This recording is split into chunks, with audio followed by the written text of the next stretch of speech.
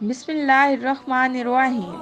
میرے چینل کے معزز سامعین، میں آپ کو دل کی گہرائیوں سے السلام علیکم کہتی ہوں اور آپ کو اقرا اسلامک سٹوریز میں خوش آمدید کہتی ہوں اور امید کرتی ہوں کہ آپ لوگ ایمان اور صحت کی بہترین حالت میں ہوں گے اور نیک کاموں میں مشغول ہوں گے۔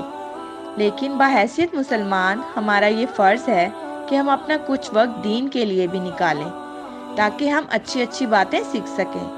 تو چلیں وقت ضائع کیے بغیر چلتے ہیں آج۔ ایک روز حضرت علی مرتضیٰ کرم اللہ وجہ نے خواب میں دیکھا کہ فجر کی نماز میں نے رسول خدا صلی اللہ علیہ وآلہ وسلم کے پیچھے پڑھی اور محراب سے تکیہ لگا کر بیٹھ گئے۔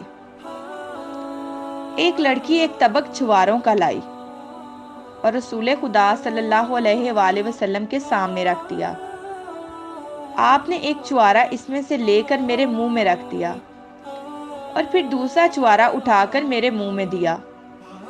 اس کے بعد میری آنکھ کھل گئی اور دل میں رسول اللہ صلی اللہ علیہ وآلہ وسلم کی زیارت کا شوق تھا اور زبان پر ان چواروں کی خلافت باقی تھی۔ اس کے بعد میں وضو کر کے مسجد گیا اور حضرت عمر کے پیچھے نماز فجر پڑھی اور وہ بالکل اسی طرح محراب سے تکیہ لگا کر بیٹھ گئے۔ میں نے ارادہ کیا کہ اپنا خواب بیان کروں، لیکن قبل اس کے کہ میں کچھ بولوں ایک عورت آئی اور اس کے ہاتھ میں ایک طبق چھواروں کا تھا۔ وہ مسجد کے دروازے پر کھڑی ہو گئی اور وہ طبق حضرت عمر رضی اللہ تعالیٰ عنہ کے آگے لا کر رکھ دیا گیا۔ انہوں نے اسی طرح دو چھوارے یکے بعد دیگرے میرے منہ میں رکھے اور باقی دوسرے صحابہ کرام کو تقسیم کرا دیے۔ میرا دل چاہتا تھا کہ مجھے اور دیں اور فرمایا کہ اے بھائی، اگر رسول اللہ صلی اللہ علیہ وآلہ وسلم نے رات کو تمہیں اس سے زیادہ دیے ہوتے تو میں زیادہ دے دیتا۔ حضرت علی رضی اللہ تعالیٰ عنہ فرماتے ہیں کہ مجھے تعجب ہوا کہ جو خواب میں نے رات کو دیکھا تھا وہ سب ان کو معلوم تھا، تو فرمایا کہ اے علی، مومن نور ایمان سے دیکھ لیتا ہے۔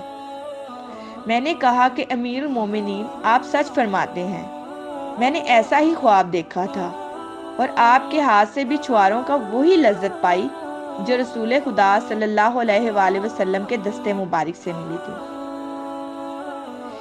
ایک روز جمعہ کے دن خطبہ پڑھا اور اس میں نبی صلی اللہ علیہ وآلہ وسلم اور حضرت ابو بکر صدیق رضی اللہ تعالیٰ عنہ کا ذکر کر کے فرمایا کہ میں نے خواب میں دیکھا کہ ایک مرغ نے میرے 3 چونچیں ماری اور اس کی تعبیر میں یہی سمجھتا ہوں کہ میری موت اب قریب آ گئی ہے۔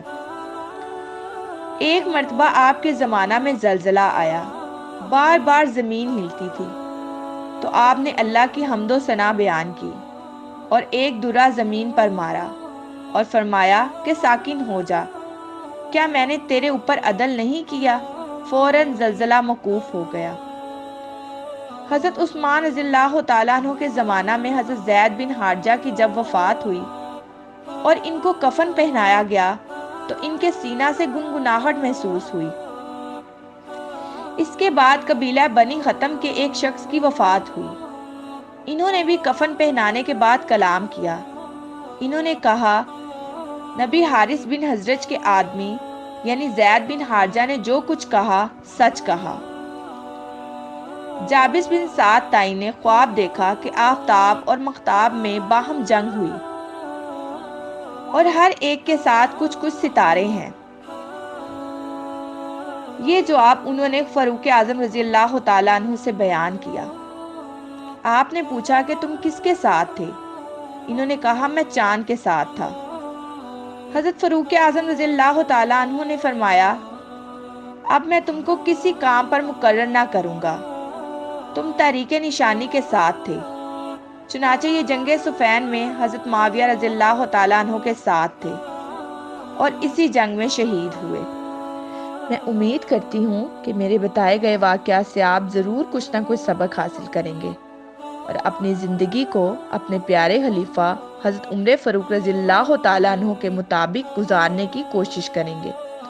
ایسے بہت سے اسلامی واقعات سننے کے لیے ہمارے چینل کو لائک، سبسکرائب کرنا مت بھولیں اور ساتھ ہی ساتھ بیل آئیکن بٹن کو ضرور دبائیں تاکہ ہر نئی ویڈیو کا نوٹیفیکیشن آپ کو آپ کی اسکرین پر ملے۔ شکریہ، اللہ حافظ۔